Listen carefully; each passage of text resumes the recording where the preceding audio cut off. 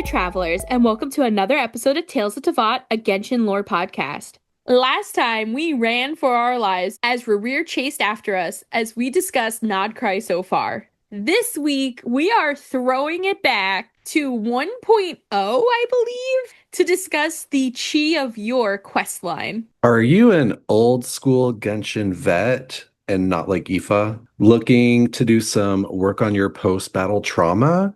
Wanting to revisit your frantic dashing in a cave filled with Conrian constructs? Well, here you go. And join us on our website, talesofteyvat.com, where Tiff will provide visual reminders of that time you died over and over. While you're over on our site, that's a perfect opportunity to check out our past seasons and special episodes, artist spotlights from the community for every topic, and some other goodies. Finally, feel free to email us at talesofteyvatpod@gmail.com to let Baizhu know that you think Tales of Teyvat is a rockin' good time. Get it? Because he's Geo. Oh my God. Is that our first Sinoism of this season? Unfortunately. I think so. Wow. There should be more. There's one on our site. There's one on our... I tickled myself in the last episode. Travelers can feel free to email Baizhu to let us know what you think about this week's episode and what topics you'd like to see in the future. Additionally, travelers can check us out on Ko-fi, where you can buy us a cup of coffee or donate to Tales of Teyvat to keep the podcast running. And lastly, travelers can feel free to give us a rating wherever you listen to your podcast to let travelers know that we offer a diverse variety of nodes for your ears. And no ruin guards. Most of the time. Except for today. Today we're going to talk about at least 13 ruin guards and hunters. Yeah. It's like this in the child quest line, like just ruin guards everywhere. That's for sure. At least with childs, we had a cute little child along with us. Oh, which with an E or without an E? Without an E, we had two, sir. Or both. Yeah. Yeah. Yeah. So when I originally recommended this topic for this episode, were you both like, what is this? I was like, what the hell is that? I was like, oh my God, I forgot something really important. Were you guys like, did I even do that? I was like, is that like some kind of new artifact set that I haven't seen before? No, it's me dragging up trauma that the game has provided. Because this quest is one of those quest lines that came out in Liyue where you kind of didn't really realize you were doing it because it was so early on in the game and you had like 45 quest lines. Yeah. It was like that one that sent you to Dragonspine before you're ready to go to Dragonspine. Yeah. Yes. And this one said, I will send you to the pit of ruin guards. Mm-hmm. I mean, I think it's just terrible. It's a horrible, horrible quest. And there's so many things that made me go, this quest fucking sucks. We're really selling why everybody should stick around and listen to this episode. Well, that's the thing, right? Is this quest sucked. You probably did it really spread out, so you didn't even realize that you were doing the same quest. Mm. And then on top of that, there's this hidden lore within it that no one pays attention to because you're so mad that you're just button mashing through the whole thing. Yeah. Yeah. Now, correct me if I'm wrong, but this is the one where you can accidentally eat the apples that you shouldn't eat the apples, and then you're screwed, right? Yes, there are lots of apples on the one mountain. Before we went over the quest line, there's 3 quick things I would like to mention prior to, and that's just a little bit of lore on 2 of the characters that we interact with, and the area that we go to for this quest line, or I guess the main area. So this questline mostly takes place in Chinsei Village, which is the beautiful and colorful area in Liyue where Xingqiu likes to hang out. We've definitely run into him and Shangyun over there. There's beautiful yellow and orange flowers and waterfalls and glaze lilies. Is that where the glaze lilies are? I think there are a bunch over there. You're right. And that's where we first saw the chili peppers, I feel. They're in other areas closer to Mondstadt, but that was the first time I was like, this is where I get them. And bamboo, the bamboo's over there, close to that. Yes. It's such a beautiful spot in Liyue. And I think when I think of like iconic locations in Liyue, I think of that. And then the Statue of the Seven when I can see the clouds as soon as I got a PlayStation 5.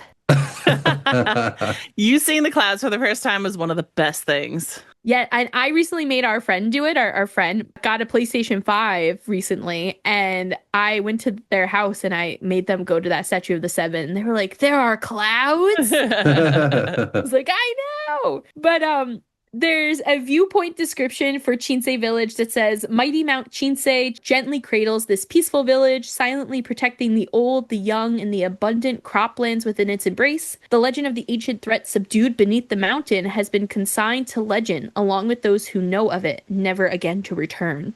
I feel like it needs a dun-dun-dun. Dun-dun-dun, yeah. Some secret elements to that. I totally saw this viewpoint and never read it. I just took the picture and left. What? Didn't you do the same thing? Don't lie. Oh, of course I did. Besides Chinsei Village, there's just two characters to know. The first character is Yenner, and if I'm saying that wrong, apologies. We're going based off some online help because I need it. So Yenner is one of the first female treasure hoarders that we have ever seen in the game. Made room. She walked so Yahoda could run. And Yenner, she's debatable on whether or not she's the first because she was released in version 1.1 alongside Bauer, Baoer. Mm-hmm. Again, if we're pronouncing it wrong, I don't know. So just, pardon me if that is wrong. Now, Yenner actually has some crazy lore in the game, which is insane. She is like the second most powerful treasure hoarder in Teyvat. I love it. The first is actually Raptor, which is a treasure hunter based in Mondstadt. And after we run into Yenner in this quest line, she goes on to work with Raptor to try and steal treasure from the Abyss Order. And they hire our dear old friend, the Grand Thief, to help them. And as we all know, the Grand Thief died in front of the defiled statue in the Dainsleif quest. Mm-hmm. So Yenner and Raptor sent him to his death. I'm surprised that, the two of the most powerful treasure hoarders in the game are both not from Snezhnaya. That's surprising. Right? Because Yenner is from Inazuma. Oh, yeah. Well, do we know if she's originally from there? I know she, hung out there. Well, she hung out there because she had a friend there and... Two friends. Yeah, two friends. Mm-hmm. But he became an officer in the shogunate, the one friend. But I don't know if it's always that... Yeah, they had to have started there. I think I'm thinking this out loud and not necessarily saying it correctly. Right? Yeah, Okay. they had to have started there, right? Maybe. I don't know. Her name is very Liyue coded, whereas her friend that ended up joining the shogunate is Inazuma coded, but then the other friend that's also in Liyue is Shun, which I'm assuming that is also Liyue-ish.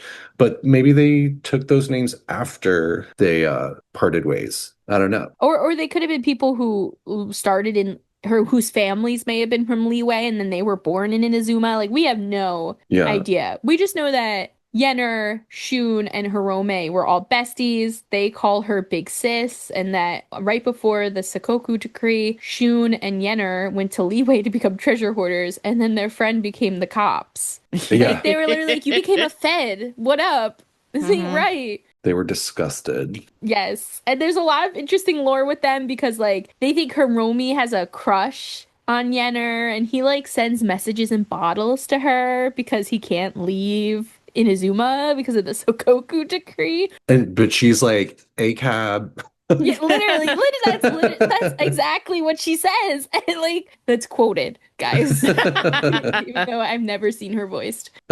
But she also, for some reason, you find these bottles on Dragon Spine at one point. So I don't know if she was finding them and throwing them to the mountain, disgusted by him. I don't know. And then after this quest line that we're about to talk about, and after everything with the Grand Thief and the defiled statue, she gets in even more trouble where she ends up being chased down by these Guha disciples, and she falls into a pit, and then Mountain Shaper finds her. So he encases her in amber because we know they love to do that. They sure do. This asshole. Yeah. And he's like 50-50, right? He's like, I did it to protect herself from getting injury, but also because she trespassed on my property. Like, all right, Mountain Shaper. And eventually we go on a quest line because of Hiromi to find her. So it's just like very interesting that this character you meet in 1.0 really does drag on in some important aspects of the lore. It would be interesting to see if Yehoda knows her, especially Yehoda just released. So it would be interesting to unlock some of her dialogue and things and see if she... Ooh, like an anecdote or yeah. something. That would be cool. Yeah. Yeah, that would be fun for there to be like a Yenner throwback.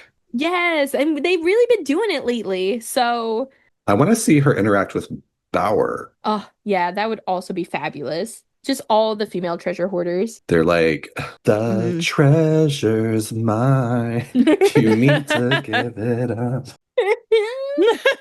Was that a little bit of The Boy Is Mine? Uh-huh. And the other character, just to note, that we'll talk about, who does have some interesting lore as well, is Granny Roshan. And while we don't really find any of this out about her during the time, she basically lives in Chinsei Village, but she grew up in Liyue Harbor, where she was a dancer with Fanier, who we've met over there. An actor. Yeah, he's an actor at the Heiyu Tea House. He's like an older fella, too. Well, no. I don't... Wait, was she a dancer? I thought she was an actress. Like, actress. I mean, maybe a little bit of both. I don't know. She is a dramatic. Yeah. I just love the idea that, like, first of all, I call her Granny Ho Shin because she gets around. Wow. It's She's true. like, she's over there in Liyue Harbor doing her quote unquote acting, getting Fannerie to fall in love with her, and then is like, whoops, I'm going to run away with Amber's grandpa. Literally. Literally. Like, how full circle, right? For us, at least. Not for her. Nothing full circle for her. Because that boy doesn't even show up. He just disappears. She's like, I gave up on my acting career. Mhm. And he just like went on a quote unquote expedition and never came back. And she's like, well, I guess I'll just be an old maid in the city. And meanwhile, Fannerie, however you say his name, is like back in Liyue, like, oh, if only I had confessed my love for her. Mhm. So I really think it would be awesome if those two met up in some kind of event and started flirting. Like a golden bachelor of Teyvat. Yes. Oh my god, not the Golden Bachelor. No Golden Bachelor. But Granny Roshan has retired her performer status. She lives in Chinsei Village. She is single because of her own doings. Yeah. Yeah, a little bit of both. And she is considered the unofficial chief of Chinsei Village. So while she does not actually have that title, a lot of them call her that anyway. A lot of the locals. Yeah. They're like, we've seen your videos, so you're going to do some free work for us. So the quest line starts out with us outside of a ruin near Chinsei Village where we run into Yenner, and she lies because no one can just be truthful with us. Mhm. And she tells us that she's a researcher and just she's studying Chinsei Village, and she starts asking us about like the name of the meaning of the name, and then she's very snarky and calls us uncultured when we don't know the meaning I of the know. name. She's like, how rude. So rude. Like, if you're gonna lie and be a researcher, at least be nice. Well, I Yeah. guess sometimes researchers can be mean, but for the most part, they're quiet, nice people. Except those ones over in Smeru. If you're gonna try to scam us, try to be polite like Dory. Yeah. Dory, who's like, I'm gonna give you 12% off of my already inflated prices of 1,000%. Because you like Dory would be like, you seem so cultured. Mhm. You know? You tried. She would kiss her ass a little bit. Isn't there like a saying like you catch more flies with sugar than vinegar? Something like that. Mhm. Something like that, yes. Works for us. Or you can catch bees in Gatorade. But apparently we're fine with vinegar because You can. Yenner's plan totally works on us. Yes. And so she starts to tell us about Chi, which is a monster that is like dragon-like, but also serpent-like. And she says that once it lived in Chinsei Village and it got defeated by Morax in a bottle. In a bottle. Bottle. Oh, Morax in a bottle. I'm The sorry, new I'm just hit. thinking of Bottle Land, and you were talking about freaking Dory and her gin, and I'm so so Chi was a dragon-like, serpent-like monster that lived in Chinsei Village and got defeated by Morax in a battle, which then led to the creation of the landscape we see in Chinsei Village. And she tells us that she thinks that Chi's body Adi Adi is still here somewhere. And we basically kind of scoff at her as she further explains her theories. And she starts talking about like blood-fed trees, and that's why all the trees are so tall. She gets really descriptive though, like Chi's body twisted into the rock and the blood turned into water and his scales became the terraced fields. Uh-huh, and that should have been our first clue. Like, this bitch is running a scam. I wanted to ask her if she'd ever heard about Urabashi. I'm gonna be like, do you know this other snake-like guy? Or Osile. Like, who? So I have so many questions about Chi. Like, do you think that is supposed to be like the Geo Dragon Sovereign? Because, Are we not sure? Are we away from the fact that Ajdaha is? Do we totally give up on that? I don't I want to. think I lean towards he's not, but I don't know if we actually know. No. I also lean toward he's not because I feel like they're all dead except for Nouvelette. What if what if Zhangli ends up being like, he didn't even reincarnate. He just literally is. Like, that's why he's that old. I'd be really mad at him. What, that he didn't tell you? He tells you nothing anyway. That's true. That's very true. That's why But I'm already mad at him. the name Chi, like it's the same as the QI spelling, right? It refers to the energy that flows through everything and everyone, like that concept. And so to me, that sort of adds to the theory that Chi could be the Geo sovereign because it just sounds like the same word for a description of something that's sort of primordial, like the Geo version of the primordial sea or Kavarina or Phlogiston or Kuvaki. Right. Like because we never really got that from Liyue, or at least not yet, right? Right. Yeah. There's also, though, a question of like, are there more than one Chi? Like, is Chi a species or is it the creature? Because in the serpent spine description, and there's also another artifact set that kind of goes along with this too, but there's this character of a skipper. And he was alive like 1,000 years ago, and he used to fight a lot of sea monsters, and he would then make weapons out of their bones, which is how the serpent spine claymore from Battle Pass became a thing. And if you look at the Chinese translation of serpent spine, a lot of people think, and I don't know translations very well, but based off these translation, a lot of travelers think that Skipper may have defeated a Chi that he then turned into the serpent spine. But that also could just be a odd translation thing as well. We know that translations aren't always as lore heavy as we would like them to be. So that could just be making something out of nothing, but it is like a thought. I wasn't even familiar with Skipper before today. And when I was looking him up, I was like, oh no, this is about Beto. And then I was like, oh wait, he was like from 1,000 years ago. Yeah. I know, which also makes Serpent Spine so impressive. It lasted so long. Yeah. But it reminded me of like, the cast of characters from 1,000 years ago, Mondstadt. Remember how we talked about how it's almost like a lot of these characters, it's almost like they were reborn in modern times. Like, oh, that one's Jean, that one's so-and-so. It reminded me of that. So like Beto definitely seems like the current era's version of Skipper. So did Skipper fall in love with the head of Liyue?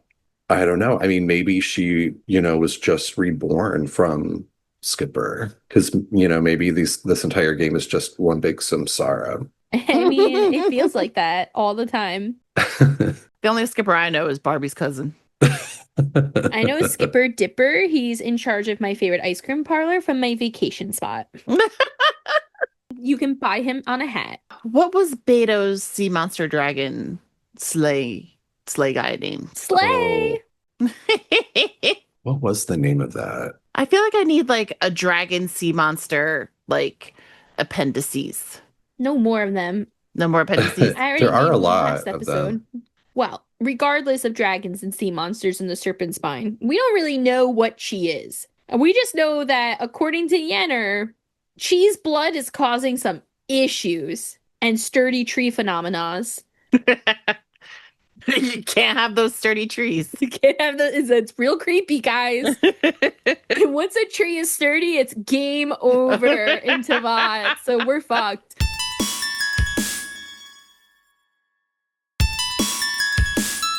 You know what's really crazy about Chi, the story or the legend of Chi in this area is that, you know, the tale is that Zhongli uses statues to trap it and slowly crush it to death, which is really disturbing and very eerily similar to what he did to Osile and Ajdaha. Yeah. I was gonna say it's on brand. He's definitely got an He likes MO. the torture. It feels villainous or something, you know? It's a little kinky too. Ooh. Well, Anyway, let's talk more about that, fiends.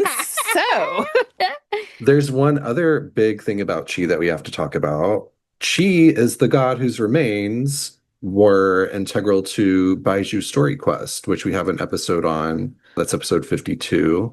And that also indirectly involved Hu Tao. and Zhao. Yeah. So like their whole thing is someone's getting affected by, I guess, Chi's blood that's like, you know, spilling into the soil around Qingse village. Right. Like it's like polluting the soil, sort of like Durin and Dragonspine. So right now, though, the Traveler knows none of this. The Traveler only knows Yenier's sturdy tree theory Mhm. and that she's researching it. And that she has a very different outfit from other characters. I know, that's why she's able to pass up. Like, we're like, oh, yeah, it must be a researcher. We've never seen anyone from the academia, so you pass for me. Yeah. So as she continues to explain her strange tree phenomena to us, we're kind of like, what would you even do with a corpse if you found it? And she's about to tell us that she'd made mad bank if she found it. But then realizes she's about to out herself. And she's like, oh, it's just so important for my research. Could you imagine the possibilities? Also, I'm going to send it to a prince in Nigeria. And your inheritance from that great uncle is coming in too. Mm-hmm. And she then uses some big word that I didn't want to remember to tell us that this legend comes from a time before the flooding of Liyue that, you know, led to so many of the people going to Liyue Harbor. So there's really not a lot of information about this legend. And she's like, maybe it's not even true. And we've talked a lot about the Liyue floods back in like our Guoba episode, or I guess it's our Zhongling and Guoba episode. In our Yaksha episode, I think we talked about it, our Zhongli, and our Adepto episode, I think. Do we have an episode on the Adepti or just on Cloud Retainer? I think just Cloud Retainer. We have a Guili Assembly episode. Yes, though. that's what I was thinking. We'll link them because I don't remember what we've recorded on. I mean, after 122 episodes, you don't remember? No. So she then tells us that that's how she came about these ruins that we're at, but she can't even go inside because there's a ruin hunter blocking the way, and she's really pissed about it, and she has terrible luck, and she's basically like, I'm gonna wait it out. So we go and investigate instead. She's like, I mean, unless, you know, you want to do it. Yeah. No pressure. Hint, hint, wink, wink, nod, nod. Mm-hmm. Be sure not to steal my treasure if you do go in there. But feel free to kill the ruin hunter. And we're like, well played, bitch. So we do. And we go and investigate, and we fight the ruin hunter. And then we notice like an odd Geo statue because that's literally everywhere in Liyue Harbor and Liyue as a whole. And we're reading the broken script on it, and it continues to kind of tell the story of Chi, but refers to it as like a serpent, says it was subdued by a magical formula, and that the magical formula really didn't work, and that the serpent was still alive, and that the serpent's blood is poisoning the land. And we're just like, okay. So now we found some more lore on this. Yenner might not be lying. Is the formula that, what's it called? Hidden Palace of Zhao formula? Isn't that the domain nearby? Or in Wu Wang Hill or whatever? That would make so much sense, Brandon. I didn't even think of that. I don't remember what the formula is, but I guess it didn't work for Chi. It's just Zhao's tears. Xiao's tears. Zhongli says, "How about I give you back to the other guy who owned you?" Oh. Yeah. And then Zhao cries, and then we're good. Ooh, what if Chi is the god that like previously owned and tortured Zhao? Yo, Brandon, no, I hate it, but so good. We love torturing the Animo boys. We love getting to know their trauma even deeper. But there's no trauma yet. So after we defeat the Ruin Hunter, we don't talk to Yenner. We actually continue to investigate, and we find these geo statues that look like dragons. And Brandon kind of talked a little bit about those earlier. And you're able to go and start each of the statues. And when you start them, you get a treasure chest. And when you go up to the treasure chest, there's a fragment in it. I don't know what it's a fragment of. It never said stone, rock, brick. It's just a fragment. Now, I just wanted to mention the actual statues, the dragon statues, they kind of look like, you know, the Liyue version of like humanoid dragons, which I thought was really kind of cool after learning all about the dragons past in that land. Mm-hmm. Because they looked like statues of like, you know, the like weird dragon people Yeah. that we Yeah. see in that land. So I thought that was fun. They look like mini versions. Yeah. And it makes that sort of adds to my like, is Chi of the like, is it the Geo sovereign, or at least like of the dragon realm, you know? Because we don't really know if it's just like a god that took the form of like a serpent or a dragon, or, you know, maybe even something abyssal, or was it like of the dragons, you know what I mean? Because that would be a totally different thing. And that also like makes me question the dragon involvement in the Archon War. Yes, definitely. And honestly, the idea of those statues being of the dragon sovereign makes me think more that Zhongli is that dragon sovereign, because he's the one who made the well, he taught the people how to make the statues that look like that. So if he was making the statues, he'd be like, make them look like my brother in Natlan, my dad uncle. That would be a really interesting twist, especially when Nouvelette finally comes and knocks on his door.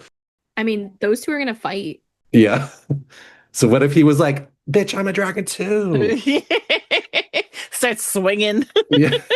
Starts Venti is drinking. Their hair is flopping back and forth like pillow fighting. Well, yeah, maybe all dragons reincarnated to humans or in human form have long hair, guys. Maybe we should be looking closer at Ooh. Flynn's and Baizhu. The Fey dragon. Yeah. Hey, no one said there wasn't one. Nope, that's true. It's Nobody true. did say. There's AI dragons, guys. We can have anything we want. Yeah.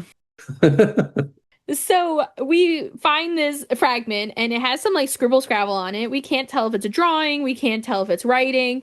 So we decide to go to Chinsei village and ask some of the locals about it. Well, we go and basically you talk to some kids because of course the kids are going to know the answer. And the kids are like, we're kids, bitch. Go to Granny Roshan. Who's probably raising them because they're probably all orphans. Probably. I was thinking that. Like, I've never seen a parent in that place. How many adults are there in Chinsei village compared to children? It does really look like a retirement area. With a bunch of children. Yeah. Like they're Yeah. volunteering to do bingo, maybe? Maybe. And then that one Fatui guy who's just there to like steal the berries or something. Yeah, there's like, everyone is just like waiting to change Hoshin's diaper, and then they'll do story time with that one author that lives there. Is that the author that killed a child? Yes. Oh, yes. The murderer. There's so much murder, guys. That's a great throwback. If people haven't listened to that episode, they're like, what the hell are they talking Like there's about? a murderer? What was that? The Gua Arts one? Like, what? I Xingqiu? forget. I think it was Shang the Ninth? Show. Yeah. Yeah, because Xingqiu gets books from Shang the Yeah. Ninth. Mhm. Yeah. That's like his dealer. So after, going to the kids and getting their advice, we do go to Granny. And she's like, yeah, this is a drawing. I'm like, okay. And she kind of tells us that, prior to writing, there was drawing. I was like, oh, man. Back when I did my films. Yeah, I was like, how long ago are we truly talking about, Granny? Last year? So she's like, but to be honest with you, this is only a portion of the drawing. And I know that this one part is the symbol for Chi, aka the crazy monster. And her guess is that if we completed the drawing and we found the other pieces, it would probably showcase the battle between Chi and Morax, but she can't confirm that until she sees the other pieces. So we're #curious. We want the full story. And Granny's honest with us. She's like, I don't know if you'll be able to find all the pieces, and I don't know if you do find them, if I'll be able to properly translate it, but it's worth a try if you got some time. And I said, screw my sibling. I can do this. As long as my mini map shows me where to go. Yes. It was so vital to this. And they gave you some clues. They're like, go to where the mountaintops are really high, where the water bounces back, and it's crazy. You're like, I'm new here. Right. And so she starts by suggesting, like, Morax and Chi actually fought very high up in the air. So you should go somewhere really high up in the air. That'd be great. And also, some of the surrounding ruins and mountaintops have a lot of like these dragon statues. That might also be a good place. So there's this one place that there's a lot of geo statues. And she suggests going there as well. So we decided to go to 2 of these places. One is the highest point and the highest tower in the highest kingdom. And the other is the apple infused statue section. It's the Bath and Body Works area. The Chinsei spray. Yeah. You ever wondered what Chinsei spelled like? It's apples. And all of these are both full of puzzles that you have to do with the dragon statues, and they fucking sucked. I hated everything about these 2 puzzles. I had to climb. There was no Scaramouche. Yeah. There were none of those like There was no Shilonen things. Yeah, no Shilonen. Like I had to fucking raw dog climb that with my like stamina as a level 20 player. Yeah. How rude. Remember the days you died a lot falling off of cliffs back then. I mean, I still do it. So imagine, I don't got any of those fun traversers. And you're always looking at the little tiny thing at the bottom, like of your meter, and it's like, I think I still got about 5 more steps in this. Yeah. Meanwhile, you're like playing. I think I can jump. Yeah. I think I can go into my inventory and add 60 stamina. Yeah.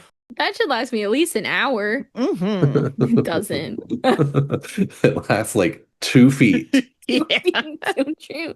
I just climb as Kaya. I actually swam as Tainari for the first time ever, I think, last night, because I always switch to tall characters for climbing and swimming. Yeah. And I was like, oh my god, his tail's wet. I felt so bad. But anyway, me aside. That was the only thing you were worried about, was his tail being wet? Yeah, because he puts like that special balm on it, Polluting the water. Someone call the monster cops. Someone call Fonia? Is she still in charge of that? Is that an invasive bomb? Oh yeah, Phonia. She's like probably still in jail. Yeah. No, she Like- got released. She was Oh, released. right. Imagine though, she's in jail for something else, actually. Trying to talk to Albedo in my presence. And then that one hoe that she got arrested, like, comes walking up, is like, It's just her sister. Her sister's like, bitch, I got you in jail. I'm actually Durin. But yeah, the puzzles are the worst. And it's a lot of like, you have to read. And it's about like the bounding of the body and how the bounding of Chi's body with the statues. And they're like, first you look to the west, and then you went to the southern, and then you did this. And I remember at this time thinking that the map wasn't actually properly north, south, east, west because of the 4 winds of Mondstadt. Mm-hmm. So I didn't know what was north. They're like, go do the north one first. Well, what is north? I don't have a compass. You have a map. But we didn't know if the map was properly aligned. Remember we talked about that way back in like season 1? You thought it might be like off kilter. Yeah, because of the winds of Mondstadt. And it was just Venti fucking with us again. Mm-hmm. Yeah. No, that makes sense. Like, how many times do I have to try this? I think it took me 30 years.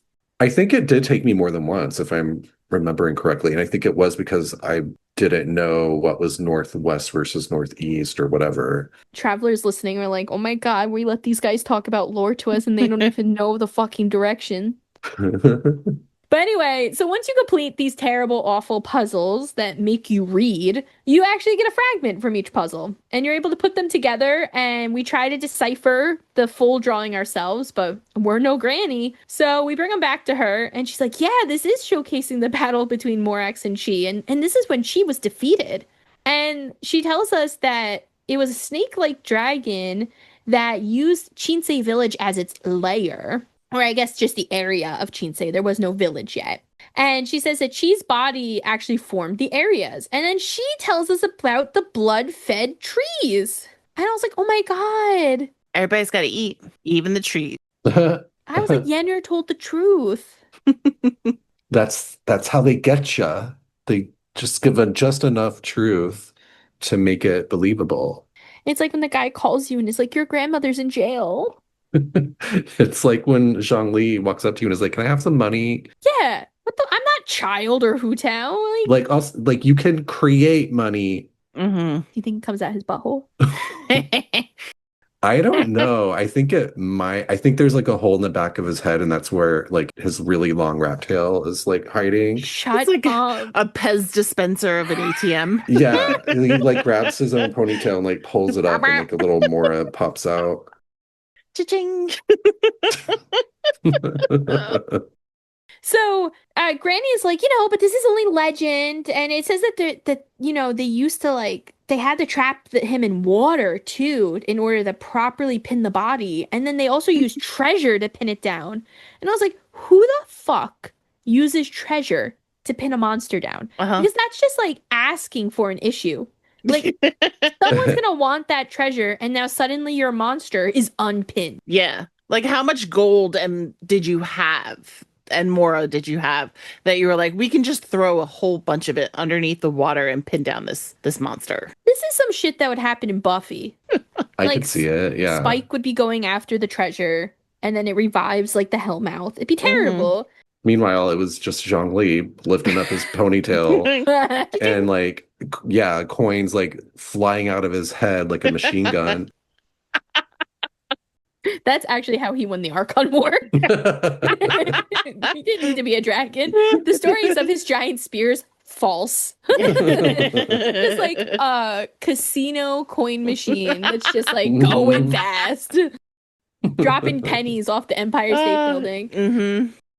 But so Granny tells us these things, and we're like, ooh, is there still a corpse? Is there still a treasure? We're intrigued. And she's like, well, if you have time, which we have nothing else to do, who's our sibling? You can go look for it. They said there's an area that's probably blocked by water, and we come to terms and maybe it's a waterfall. And Granny's like, there's a waterfall over there. Like, okay. So we go to the corner of the map, which is also annoying because the first time you do this, if you don't realize because you didn't read, because you were button mashing that you had to go under the waterfall, you climb to the top of the mountain that's on the barrier of the map and Paimon kicks you off the mountain. Mm-hmm. Not talking from experience.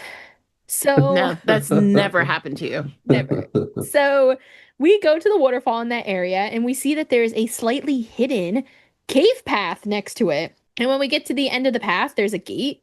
And it's locked, and, we're geniuses, so our first thought is to put the stone fragments there. And they work, and they unlock We're it. geniuses. So. I would have never thought about that if I saw a fucking locked gate. I would never been like, ooh, these drawing fragments, these stone tablets, like, yeah, these ancient relics. Now, was that the first time we put pieces of like a bracelet together? Yeah, literally. Or whatever it was? Like my macaroni bracelet? I feel like we've done that a lot since this quest. So, this was like the starting point where they were kind of trying to lay the groundwork. Yeah, like, I mean, Natlan alone, where you're like finding those pieces and then you get into like their little treasure trove. I feel like I was just doing that in the recent event too, with like Alhaitham picking up blocks and making a little puzzle piece thing out of things. Mm-hmm. Can we just pause for one moment? You brought up the Sumeru event that recently passed. It was beautiful. It's like, what? Amanda's like, we're going to record a different episode inside of this episode right now. I know, give me 60 seconds max. I just want to say that I've been having a really tough time and that I haven't laughed as much as I laughed during that quest line. I knew you would love it. When I was playing it, I was like, oh my God, Amanda's gonna love every minute of this. I mean, you were getting like the Sino Tainari crumbs. You were getting like the Sethos brother to Sino crumbs. Also like the Mhm. brother-in-law crumbs with Tainari. You got Alhaitham and Kaveh bickering like an old married couple. You got Cyrus talking about his tomatoes. Yeah, Got that was really tomatoes. good. Yeah. And I just thought it was really great that we got to meet Ibis. I thought that was super cool, even though he's in cat form. I loved how jerkish he was. I loved the Zandique lore, and for those who don't remember, Zandique is Dodoray. Hmm. And I love that Ibis was like, who is one of the 9 pillars of Gorabad. We Yeah. have a lot of episodes on Gorabad. Check all of them out. But he was like, I had a bad feeling about this kid, so I didn't share my special powers with him. Well, he was like, I did try to, and I was glad that he didn't want it. Yeah. And then Ibis lied to Dodoray and was like, hey, like, your friend is really smart, and he's gonna be the only reason you get out of here. Because he was afraid that Dodoray was gonna kill his friend. Yeah. I was just like, oh my God, this is a limited 7-day event. And Dottore like thought about it too. He's like, Okay. should I? Is it worth the effort? But I'm sorry. That's my 60 seconds. I loved every second of it. Write into us and let me know what you thought.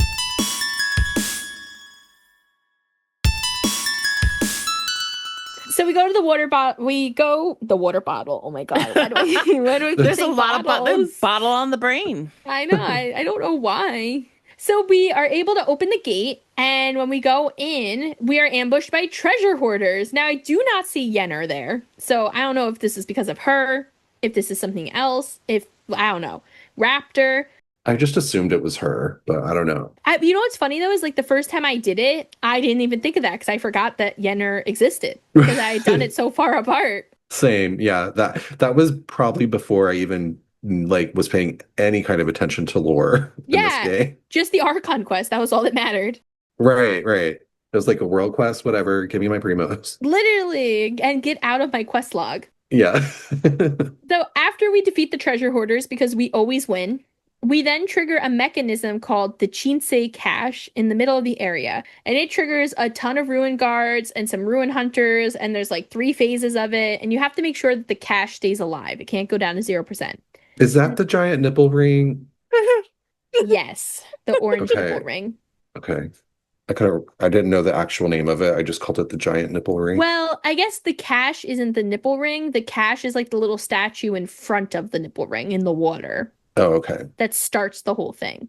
Now, didn't the like weird pieces of a stone or whatever that are surrounding the nipple ring, doesn't that remind you of dragon tech that we've seen in other areas like Chenyu Vale and Natlan? Yes. Or is it more Celestia? Maybe it's more like Celestia, but it reminded me of dragon stuff too. So I was like, how, like I'm trying to put the pieces together of like, is she like from the dragon realm? Is this dragon technology? Or is Zhongli from the Dragon Realm who can use the dragon technology to lock Chi up? It could go either way. And there is a different lens looking at this post Natlan. Yeah. Yeah, very much so. Also, side note, I told you that those puzzles earlier were the worst. I lied. This was the fucking worst. It was the giant nipple ring that was the worst. The ruin guards coming to defend the nipple ring. It was a god awful. I never want to experience anything like that again in my life. I think I had to come back to this like 6 months later. And this was before you even did Dragonspine, right? Or was it after? I probably started this before Dragonspine, but finished it after Dragonspine. Because I don't remember if you could co-op this. I think you can. You could co-op I think the I read fight. that you can co-op it. Yeah. But it may have been before we realized that we even could do that. Yeah, don't remind me of the first time Brandon and I tried the co-op. Brandon and I are trying to co-op. I play on PlayStation, and it's saying to click L3 to accept the co-op request, and I'm clicking. And I'm like, Brandon, I don't know what the fuck is going on. I was clicking R3 the whole time. It was pure chaos and It joy. was. And it was like the first time you had tried the co-op and the first time I had ever tried the co-op. Yeah, it was a It disaster. was a mess. So we defeat the ruin guards, and after defeating them, Paimon gets pretty bummed. She's like, there was no body, there was no treasure. So we decided to explore a little bit more, and we do find a treasure vault where there's like a Geo Oculus and there's a Sealy and a bunch of treasure. Which I'm kind of like, I'm like, oh, so did we just unpin the body somehow? Like, was this the treasure holding the Mhm. body, yada yada down? But also, like, why are ruin guards and hunters attracted to the nipple ring? I Or mean, are besides obvious reasons. Like, why are they there? Like, did Conria have something to do with that, or are they just drawn to like elemental energy and they're just there by coincidence? Or are they protecting it for some reason? Or do they not want that monster back either? Yeah. Yeah, it was just another interesting thing to ponder regarding Zhang Li's role. Like, was Conria involved in this whole Hmm. situation as well? It's a great question. You know, dragons, Conrians, like who knows? Now, after we get all this treasure, we head back to Granny and we tell her about the treasure hoarders, and she's got a vendetta with treasure hoarders. But then we lie to her and we tell her that there was nothing inside. And she's like, that's good. That's good.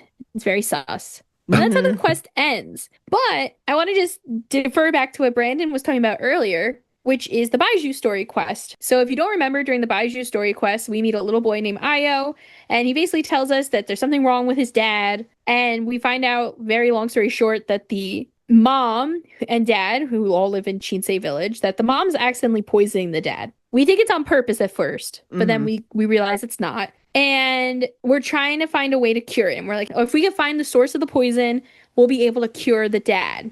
Baizhu looks to us and goes, do you know anything about dead gods? And I lie again and I go, no. Which is clearly a lie because I've completed the Chi of Yore quest line.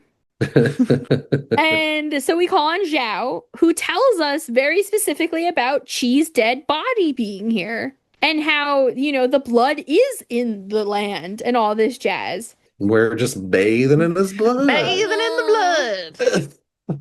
So we find a tunnel and we think treasure hoarders made the tunnel, and we find and fight a lot of monsters. And in the end, with Baiju's help, we end up destroying the remains of Chi. So it's a full circle moment years Yeah. later. And if you didn't remember this quest line, it's never full circle.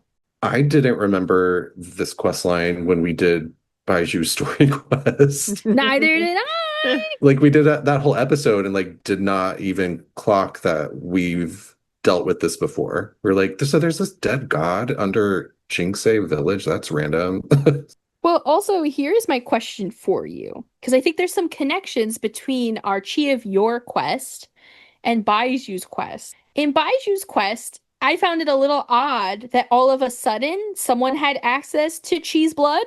Hmm. Now, do you think that A, we released the blood by picking up the treasure that pinned down the body? Ooh. I like to think so. That's fun. And B, do you think that Yenner, who was probably paying attention to us, hired her treasure hoarder friends to dig out this tunnel that led to the remains of Chi? Since we do note very specifically in the Baizhu story quest that we think treasure hunters made the tunnel we're in. Huh. Yeah, that would definitely make sense. Yeah, that's interesting. Now, I will say this also depends on Yenner's story. Is she encased in amber at this point? Or is she been freed? Or is this pre-amber? I'm assuming since the Grand Thief heist that goes wrong is so early on compared to Baiju's story quest that this is probably post her being rescued from the amber. Yeah. But I just think it's very interesting, these small connections you can make in this story quest that are outside of just the story quest that you all hated when you did it 3 years ago. Has it only been 3? I don't know, 1.0? I think that's been 5. I really believed it too. I was like, oh, 3 years. What is time? time? Yeah. Is it real? Aren't we just all in the fucking time loop? Yeah, we're all in the Mhm. samsara. But treasure hoarders and dragon blood aside, we do have a few messages from travelers this week, and Kirara has been very patiently and kindly waiting to deliver them. Look at you being all nice to her. The scratches on my legs tell you why. Our first message comes from Matt, and they said, if you could gender bend any male character to female and or vice versa to cosplay as, who would they be and why? For me, I think I would do a gender bent Chaska to make her more of a cowboy. She's also my current main. And for a guy, I think I'd do Kaya because I think he would slay a feminine look. Totally. I love this question. I feel like for like female to male, I would do A because I think that would be really interesting. And also like a fun like Shilon and Twink with basically like wearing the same outfit. And then male to female, I would do either lesbian Aoife or lesbian Dahlia. Oh my God. Both of them would be good. I think Aoife would be so hot as a lesbian, right? Oh yeah, Yeah. the cowboy like. Yeah, I mean, is that just Chaska? I don't know. I think they're different. One's a doctor, one's more of a ranger. Yeah, like, instead of like the tight leather pants, have like something a little more. I would think I would go with Risley. And I think that not only do I love Risley, I love everything about Risley, but B put it in my head. As he was going to a show and was and compared. Oh, yeah. Oh, the King Princess show. Speaking of lesbians. I literally sent them the Risley birthday art the day it came out, and I was like, look at this, we're serving. And Brandon was like, that's how I imagine all the lesbians at the show I'm going to. Yeah.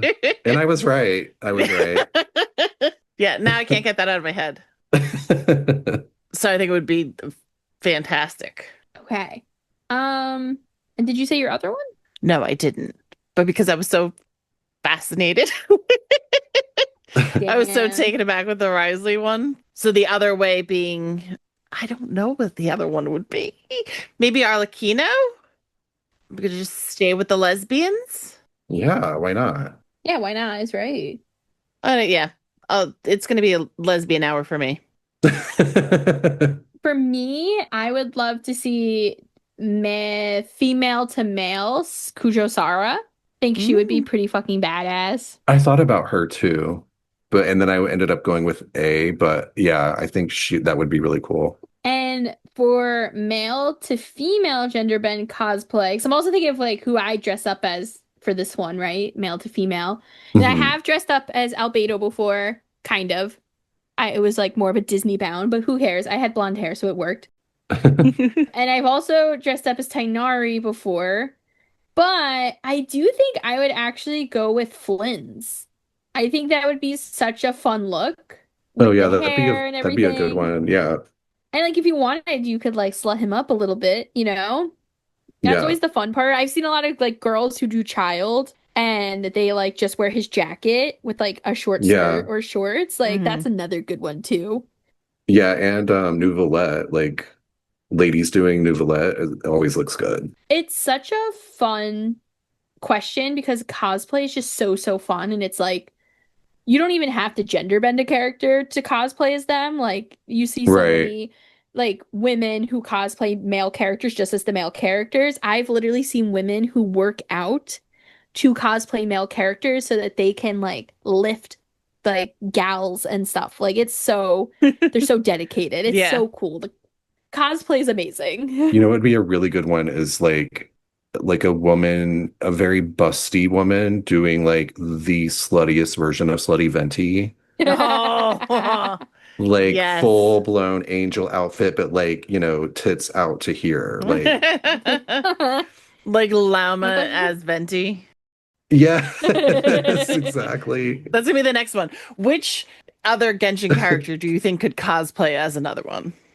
As Venti. Yeah. Which character has enough anger to have Lauma's breasts? Yeah. Who can push that much down? But thank you, Matt, for your question. Thanks, Matt. Thank you, Matt. This next question hurts me. It comes from Yuki. And they said, "Hey, Amanda. Hi. Have you done the Cloud Retainer story quest yet? Have you?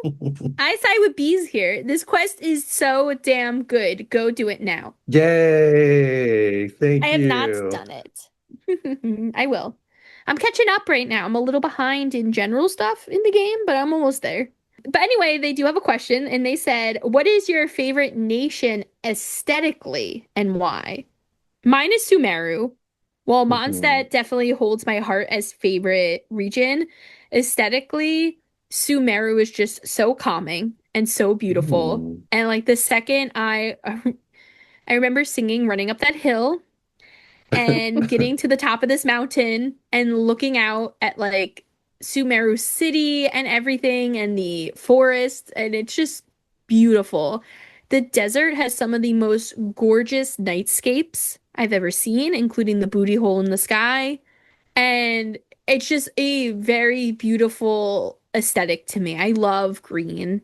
I mean, I love purple and blue. And for me, it's a hard tie, honestly, between Sumeru and Izuma for aesthetics. But I definitely think Sumeru wins it out for me. I would go with Fontaine, probably.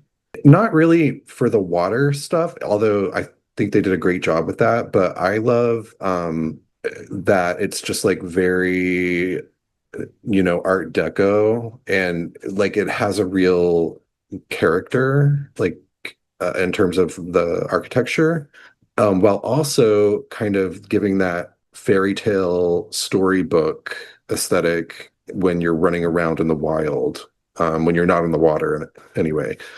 So it kind of combined like two things that I enjoy, like that style of architecture with that like outdoor, like it looks like you're, looking at pictures from a fairy tale book.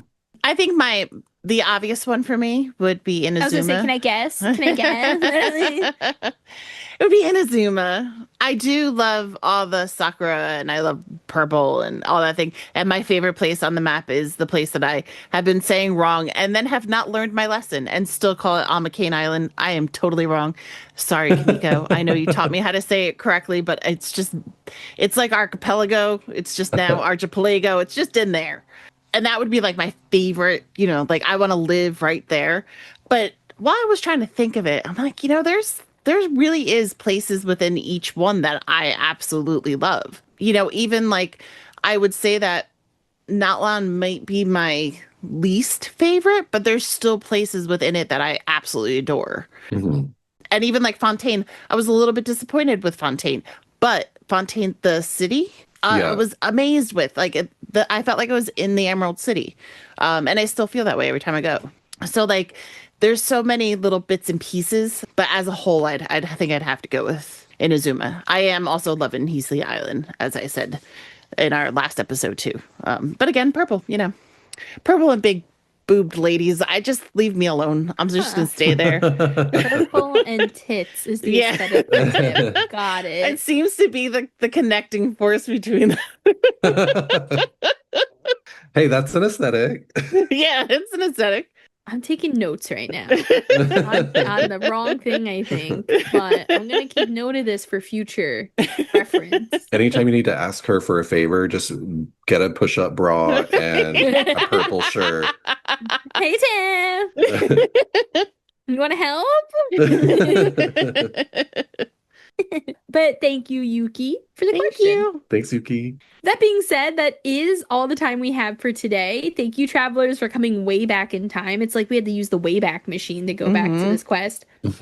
We hope that we maybe enlightened you a little bit and gave you some extra background information for the Baizhu story quest too. And we definitely think we should be paying attention more to Zhongli after this, and either his demon ways and his kinky torture methods, or is he the dragon god? right? Who knows? Mhm. That being said, travelers can feel free to email Albedo at talesoftevatpod@gmail.com, where he'll be vetting our mail for anthrax and to see what you guys thought about this episode and what topics you might want to see in the future. Travelers can also follow us on Instagram, Tales of Teyvat Pod, or on Twitter, Tales of Teyvat. We're also on Blue Sky, Threads, YouTube, all under the same things. You can also check us out on Ko-fi, where you can buy us a cup of coffee. Link in the description of the episode and also on our website. By buying us a cup of coffee or buying a merch item, you help fund our endless research nights and pay for things like our editing software that help us make the podcast as great as it can be. Hopefully, as great as it can be. I hope you think that too. Travelers can also feel free to rate us wherever you listen to podcasts. Next time, we are going to be talking about Mizuki, the Eater of Dreams. So get your melatonin and your Z-Quills out for our next episode. Until then, I fell asleep. She's coming for you. She's already here. She's like, no melatonin. I will just help you. Until then, safe journeys, travelers. We will see you next time. Bye, Mooncarver nerds. Oh, I hate him. He's so much better than Mountain Shaper. Oh, And yeah, they're all right, going to right. encase you in amber.